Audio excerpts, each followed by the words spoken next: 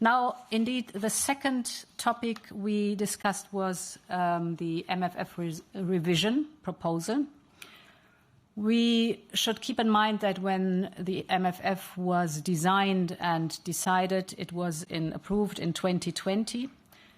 You all know since then the crisis we have lived through, the pandemic. A major economic crisis has barely been prevented, avoided.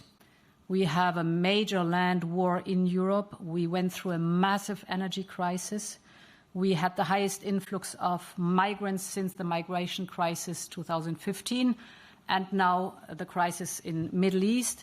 In other words, the world is a completely different place compared to 2020. We are fully aware that these crises do not only affect the limits of the budget of the European Union, but also the member states have a lot of constraints what that is concerned. We discussed the priorities. What are the priorities? Let me recall the most important one. Of course, it is the 50 billion euro support for Ukraine for the next 4 years. Second, migration is a priority.